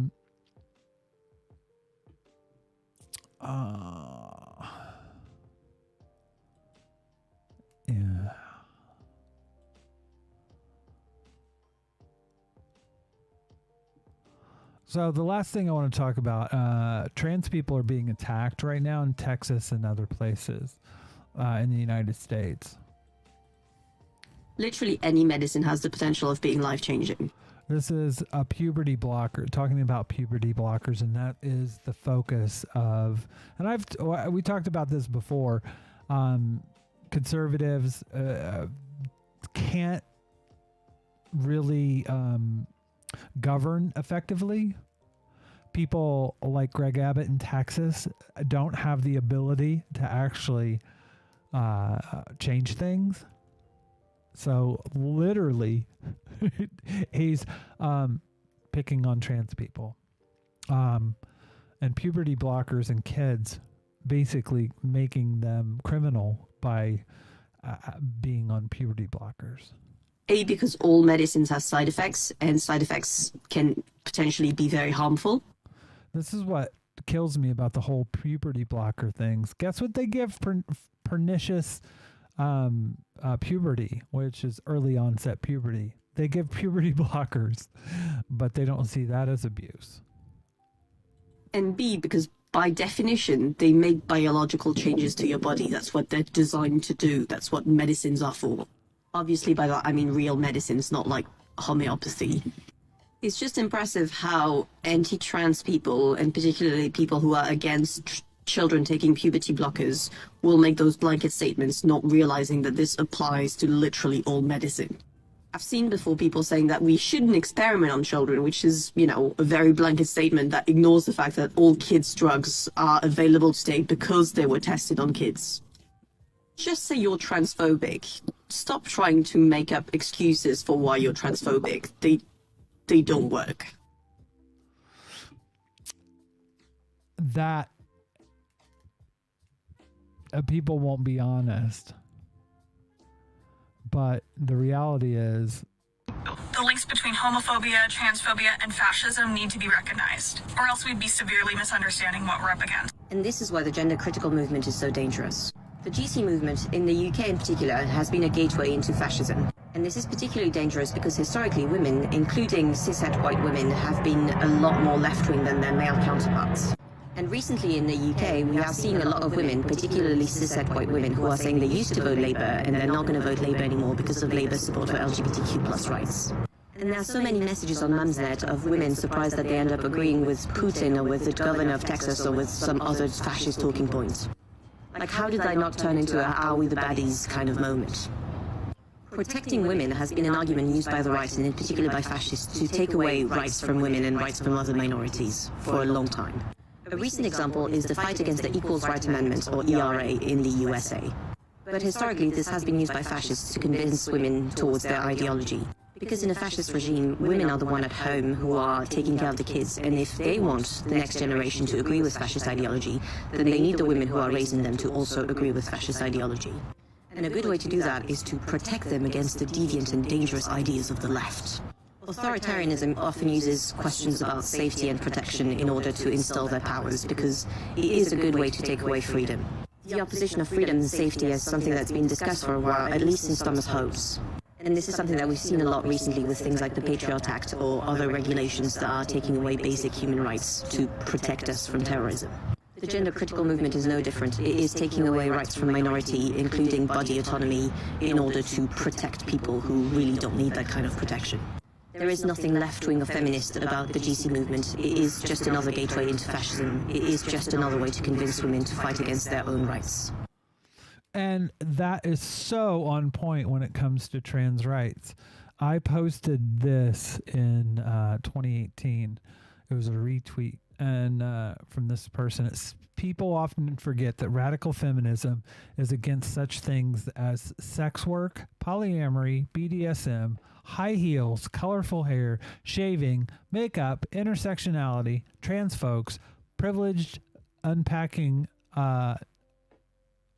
non-binary folks, bi folk, ace folk, all men. So anti-abortion isn't a huge leap. And that really is on point because these people are conservatives. This is literally what they do. This is what they do. They use. What does this look like? This looks like an abortion. This looks like it could be right out in front of Planned Parenthood.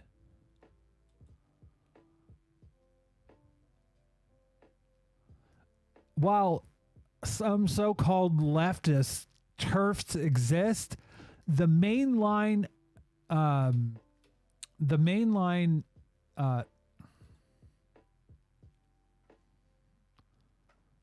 sorry. Can you guys get that person in the chat, please? And thank you. While some so-called leftist TERFs exist, the mainline gender-critical movement is undeniably conservative. I can show you this time after time after time. I get tired of pointing to it because it's the fact. You literally had Linda Bellows out in front of the Supreme Court, somebody that's from the UK, travel to America and speak against LGBT equality in front of the Supreme Court. They're meeting with and having meetings with the Heritage Foundation. They're supporting a meeting with conservative politicians. They pal around with white supremacists, and they get financial support from Christian conservatives and use anti-abortion imagery. They are conservatives.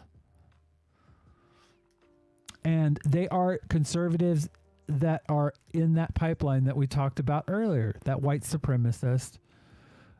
There's a running joke that scratch a TERF, find a bigot. And that's been pretty much the case. But one thing gives me hope. Check this out. Freddie, you're supposed to... Hi, I'm the creator of that video. My name's... No.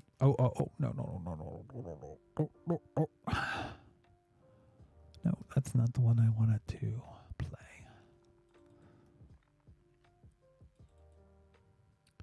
The links between homophobia. Freddie, you're supposed. Oh. I think it's becoming clear that the current fascist. No. Let me see if I can find it.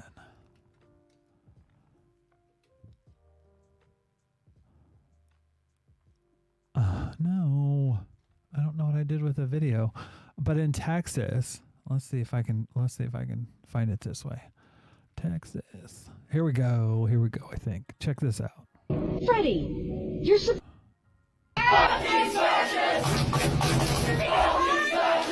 So anti-trans Q peer, is that a thing now? Grand QAnon party. Jeff Younger tried to speak at UNT in Denton, Texas. He got.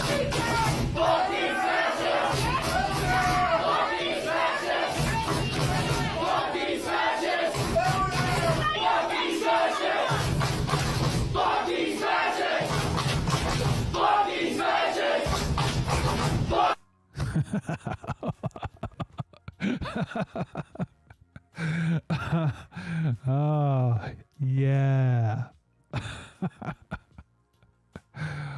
Oh, that gives you hope. But, I mean, it is sad. This is a trans youth in Texas. Freddie, you're supposed to... Hi, I'm the creator of that video. My name's Nick. I'm a trans youth in Texas and have been on hormone replacement therapy for 1.5 years.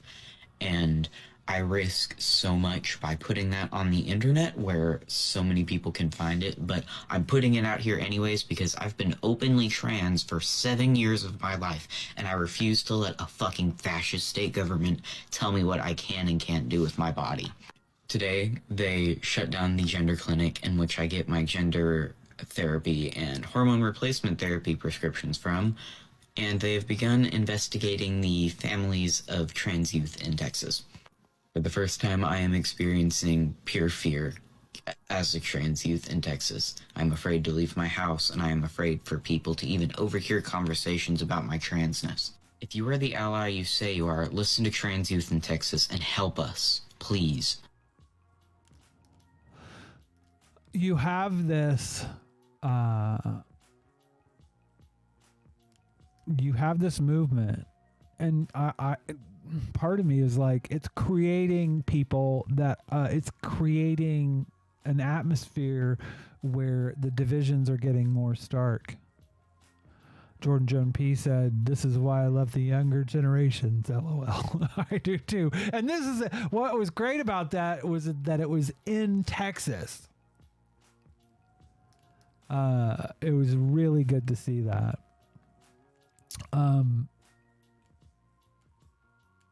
That being said, you have to think there's a coming fight between the government and the people. I mean, this is literally how the government sees you. Here's a story that'll leave you more on edge than a frat guy walking past your open drink at a bar. A U.S. military training document says socialists represent a, quote, terrorist ideology. This document was leaked to The Intercept, and it was a training manual designed for Masters at Arms, which is the Navy's internal police, according to a military source. To go a step further on the government's view of the left, internal FBI documents in 2019 will probably give you more anxiety than watching a squirrel eat plastic chip bags out of a garbage can. They specifically mention that anarchist and environmental extremists were its counterterrorism priorities, similar to neo-Nazis and ISIS. Ultimately, what the U.S. government, specifically the military and the FBI, should be focusing more on their time on are right-wing extremists who had perpetuated 2/3 of attacks and plots in the U.S. in 2019, and over 90% between January 1st and May 8th in 2020 when the study was released. To be honest with everybody, there are two things we need to remember. Number one, there's only been one death caused by left-wing extremists. Number two, all we want is to get people health care and education. And that will get you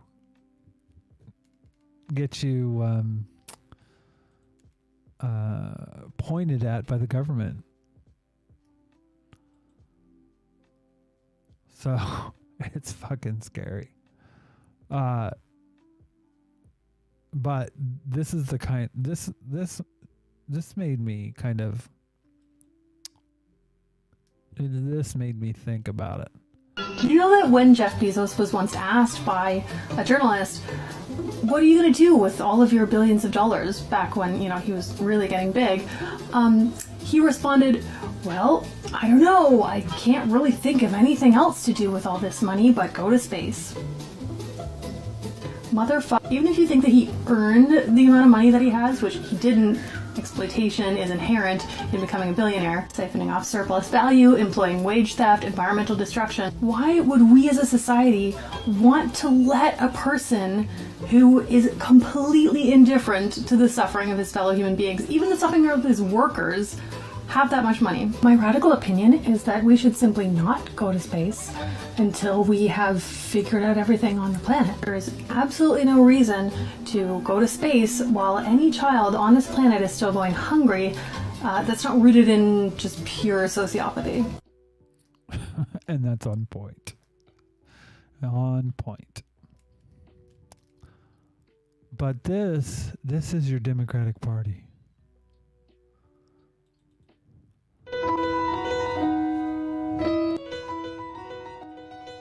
Just when I lose all hope in electoralism, some sweet God gives me this.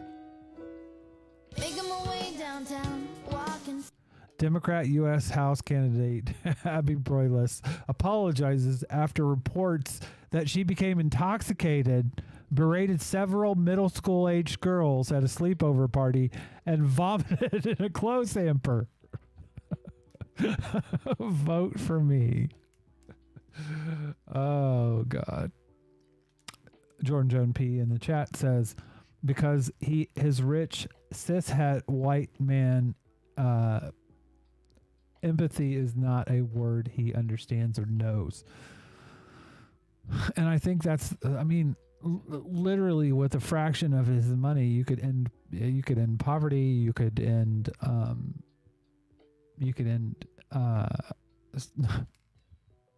homelessness for vets. There's a lot of things that you could do. He could easily do, but then you got people like this, like literally in Congress. You know what? I believe in personal responsibility. If you sign the dotted line, I don't care how young you were to take the student loan, then it's your duty to pay it back. But what we need to do is stop the bleeding and stop the hemorrhaging. We need to stop having these federally guaranteed student loans because imagine if you're a store owner and you're selling pizza. And you know that you're going to have very hungry people that are coming by your place and that they have a federally guaranteed loan system right across the street, and so they can pay whatever they need to get that pizza right then.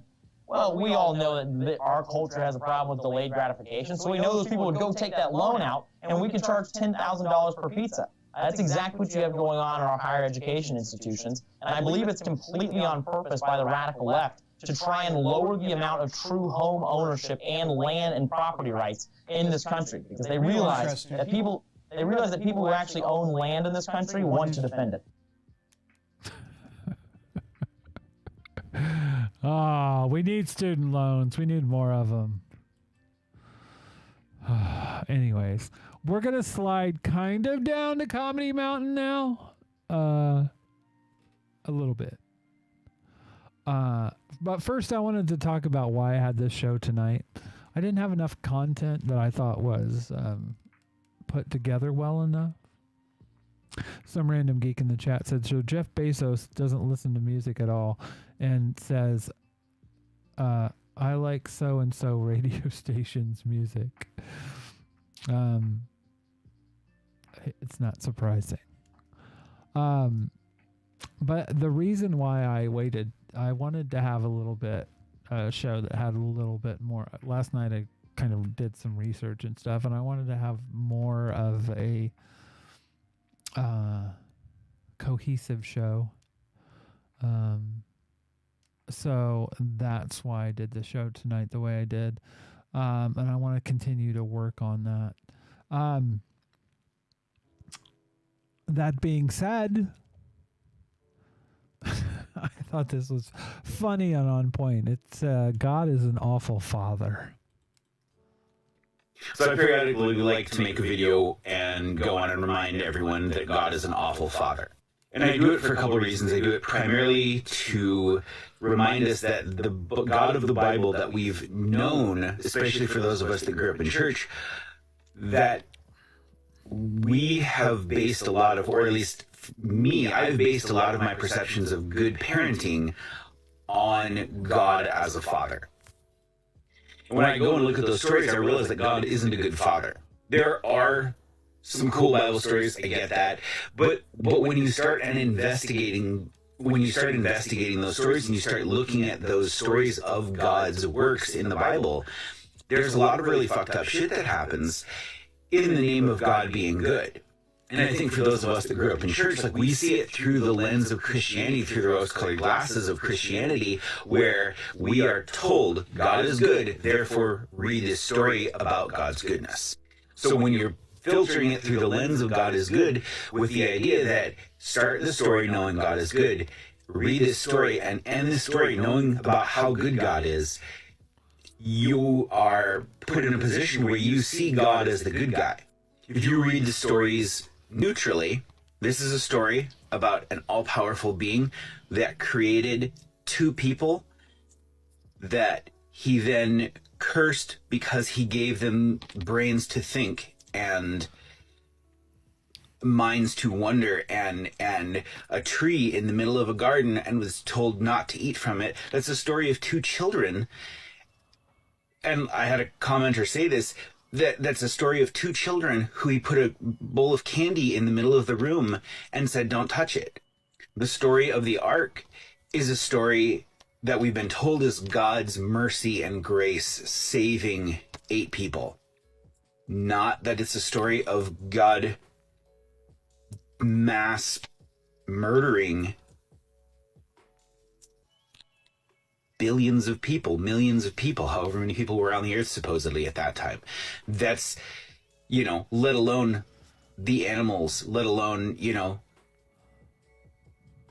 pregnant women, children. Like, I can't look at that situation and say God is good. That's super villain level shit. Like, That is something that that's beyond Pol Pot. That's beyond I was going to say the Joker, but it's well beyond that. It's like beyond Hitler. Like the God of the Bible extinguished every bit of humanity minus 8 people. Comic book villains do. Mass murdering a whole planet. And even that's extreme for comic book villains. So that's why I like to periodically get on here and remind that God is not a good father. He's not a good God. Those actions are evil. He's not a good father. He's not a good person at all. So anyways, yeah. You might be a liberal, by the way. Well, of course I'm against war. Except the ones with Russia, Venezuela, and Iran. I believe the police can be reformed. Yes, I know they were founded on white supremacy. People can change. I agree with you that corporations exploit their workers. But Amazon delivers their packages in 2 days and they're super convenient. Yeah, on point. Totally on point.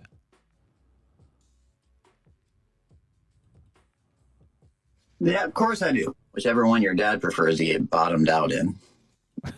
This says, do you know which restroom to use, Lefty? Then glazed like a Krispy Kreme fucking donut.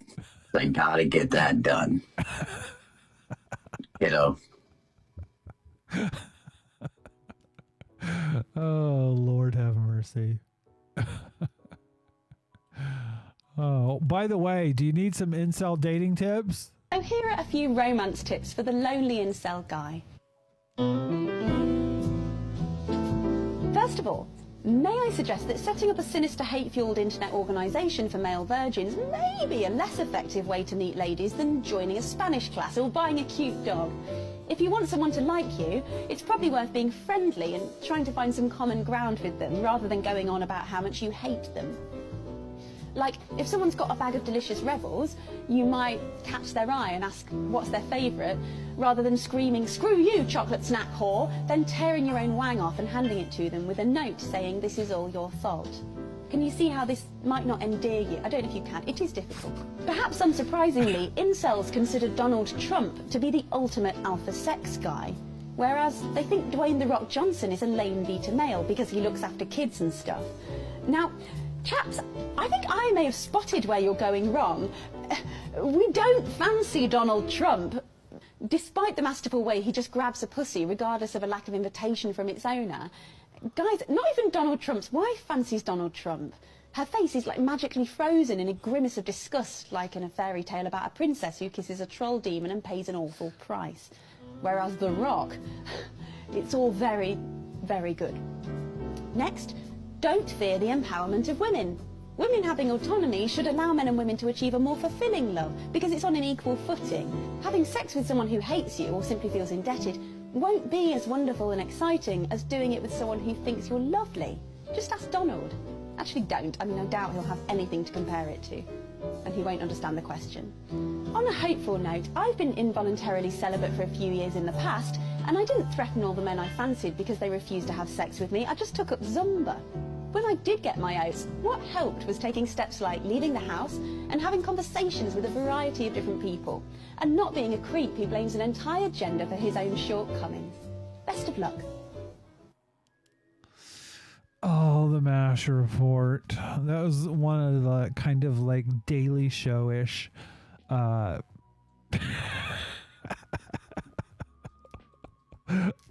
reminds me. Oh, I absolutely love the MASH report. Let's do this. MASH report. Report. Donald Trump Piers Morgan. You have to see this. Where? So no, that's on Facebook. Piers Morgan Trump interview. People are really confused. They're saying that Trump came across as a really sweet man, and yet normally he comes across as a semi-literate, divisive would-be dictator. Which one is it, Rachel? Well, let me help. This is my quick guide to the difference between hard-hitting journalism and a celebrity puff piece. So firstly, Nish, let's look at the staging of the interview. Now, in a typical, robust political interview, think something like Frost-Nixon, the two opponents face off with several metres between them, no furniture blocking their path, there's nowhere to hide. Whereas, in the Trump interview, the staging hinted at a greater intimacy between the two men.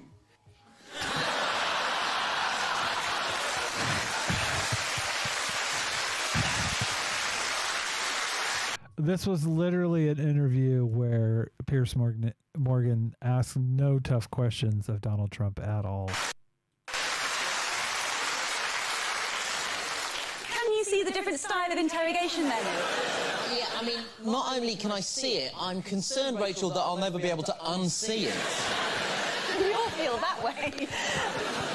So Piers, from the very outset, has his face firmly lodged inside Trump's petite rectum, allowing him to more easily probe the president with punchy questions such as, "You're half British, right?" And "I like your tweets." But these are things he really said. Yes, Piers Morgan actually said these things. To determine whether you're witnessing serious journalism, a good start is taking a look at the previous work of the journalist. For example, this is Orla Guerin getting shot at in Libya.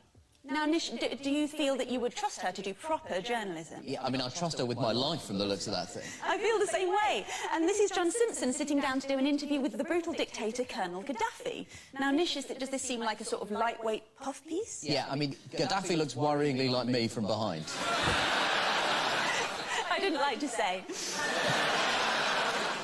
And then, on the other hand, this is Piers Morgan sat on a peach sofa demanding to know, is your baby a bigot?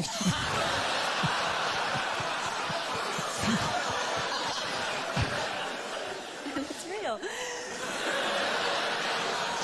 He has failed to challenge some of Trump's slightly wild assertions. For instance, his statement that polar ice caps are at record levels. And they are, in a way. They're the smallest they've ever been. Perhaps that's what Piers thought he meant, and that's why he didn't challenge it. Let's say that. However, Piers really should have challenged Trump's assertion that he has tremendous respect for women. Now, Nish, you know, I hate to be a facty Francis about it, but seeing as Trump is working to reduce access to family planning in both the US and the developing world, I think Piers could have afforded to show just a hint more scepticism. Maybe something like this. But give Trump his due, in the interview he declared that he wasn't a feminist, and to be fair, he definitely isn't. So that shows real integrity, doesn't it, Nick? Yeah, I mean, it's nice to hear him tell the truth for once in his life. Exactly, that's my point. From here, Piers was able to speak for all of Britain and actually thank Trump for apologising for retweeting racist videos. Nish, I loved it when Piers spoke for all of Britain, didn't you? I can't think of anything I hated more. You're right, I agree. He's an everyman, Nish. He represents us all. He's me, except he's a man. He's you, except he's white. He's everyone, except he's not, and he's worse.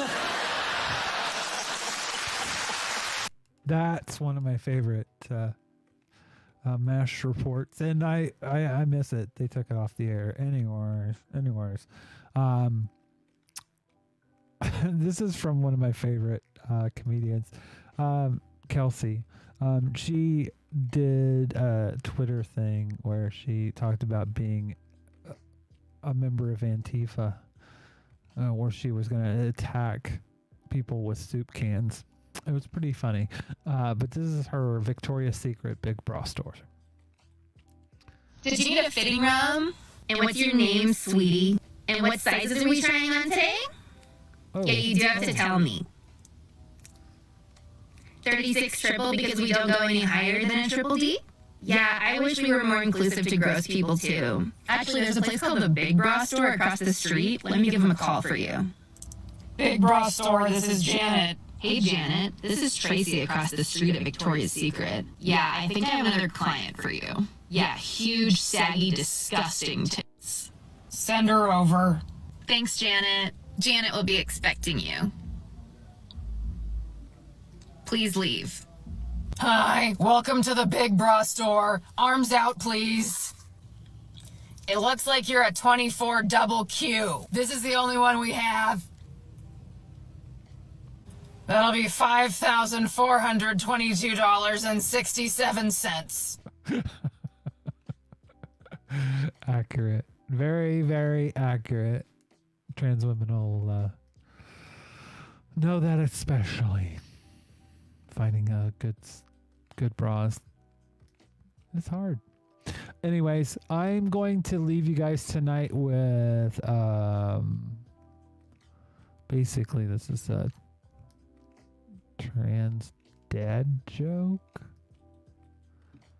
Okay, TikTok, I need your help. This is an urgent request for Mercury Stardust. Mercury, babe, please, I need your help. I got up this morning and there's a really serious leak under my sink, and I have no idea what to do. This is Mercury Stardust. She's on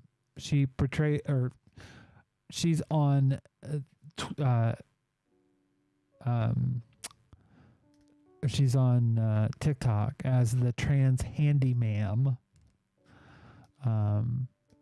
Yeah, she's awesome. But anyways, this woman's saying that she has a very serious leak. I really need your advice. Let me just show you what I mean so that you can get a good idea of what we're dealing with. Like, what do I do about this?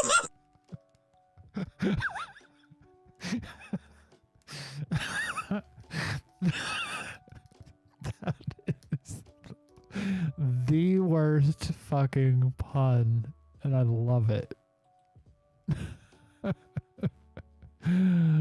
Oh dear. Okay, TikTok, I need... Yeah.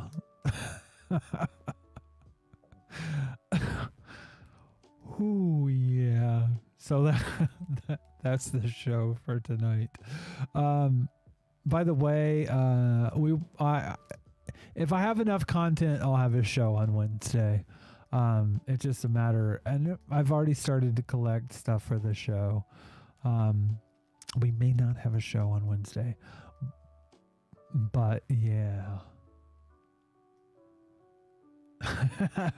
Jordan Joan P, you can chop it up and put it in a nice soup. Yeah, no doubt.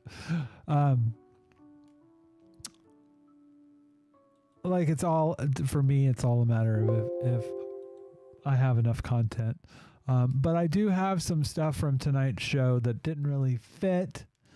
And that's the thing too. I want to start. Actually, all the videos that I've had on the show, I've kept. I basically, well, here I'll show you. Like, this is for today's show. Like, these are the videos from today's show. And I have them organized by date. So I'm gonna go through these and delete some of the ones, but I'm gonna start putting them into folders that I can pull them out at times when I want to go back to them. But yeah, so that's the show for tonight. I am, like I said, I'm trying to work on things and get things kind of more cohesive. If there's anything that you want to see, let me know. By the way, I am going to include soon if people want to call the show, they'll be able to do it via WhatsApp. I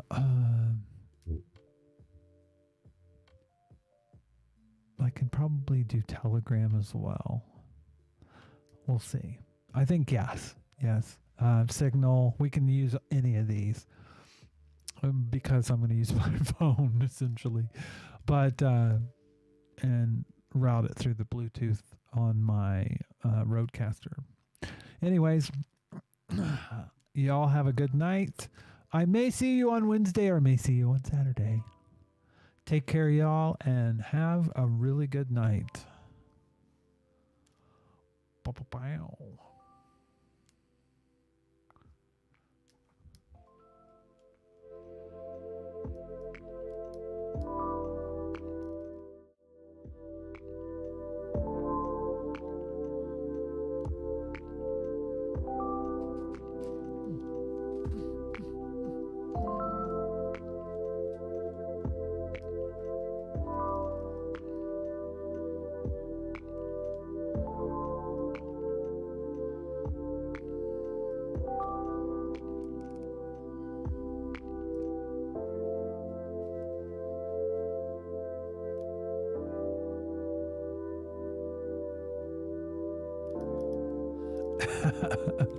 And some random geek hits the CharityLinks page.